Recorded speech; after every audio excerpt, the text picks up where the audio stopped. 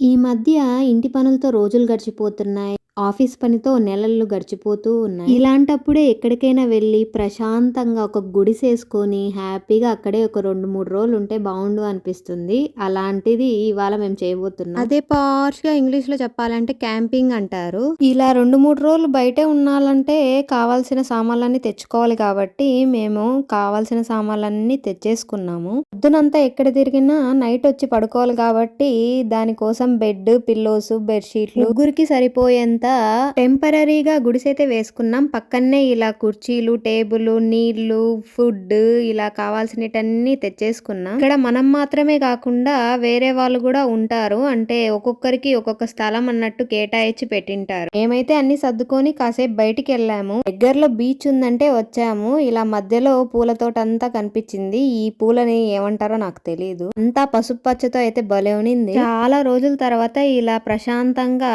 Beach దగ్గర కూర్చొని హ్యాపీగా సముద్రం చూసుకుంటూ కూర్చున్నాం కాసేపు. ఇక్కడికి చేరేసరికి మధ్యాహ్నం అవ్వడం వల్ల మేము వండుకొని తెచ్చుకొని హ్యాపీగా తిన్నాము. ఇంకా రాత్రి తినాలి కాబట్టి దానికోసం మేము ముందుగా మ్యారినేట్ చేసుకున్న చికెన్, మటన్ బొగ్గుల పైన పెట్టి బాగా కాల్చుకొని ఇంకా తినేయటమే. ఇదే మాకు రాత్రి డిన్నర్. ఇక్కడ ఎండాకాలమే అయినా రాత్రి అవ్వగానే చలి మాత్రం భయంకరంగానే ఉంటది. ఇలా వేడివేడిగా కాల్చుకొని తింటుంటే ఇంకా చాలా బాగుంది. తిన్నాక కూర్చొని హ్యాపీగా మాట్లాడుకుంటూ ఉంటే మాతో వచ్చిన మా ఫ్రెండ్స్, మా హస్బెండ్ ఇద్దరు కేక్ తెచ్చి సర్ప్రైజ్ చేశారు. బర్త్డే రేపు కాబట్టి కరెక్ట్ గా 12 గంటలకైతే కేక్ కటింగ్ చేపించారు. నాకు చాలా హ్యాపీగా అనిపించింది. ఇంకా నెక్స్ట్ రోజు మళ్ళీ ఇంకొక బీచ్ కి వచ్చాము చూడ్డానికి. బీచ్ అంటే చాలా వరకు మనం ఇసుకతోనే చూస్తాం గానీ ఈ ఊర్లో ఏంటో ఏ బీచ్ కి వెళ్ళినా చిన్న చిన్న రాళ్లతోనే కలిసింది. అయినా ఈ బీచ్లు ఎలా ఉంటే ఏంటి, మనమైతే ఊరికే చూడ్డానికే వచ్చాంలేండి. ఇంకంతకు మించి ఏం చేస్తాం ఇక్కడ.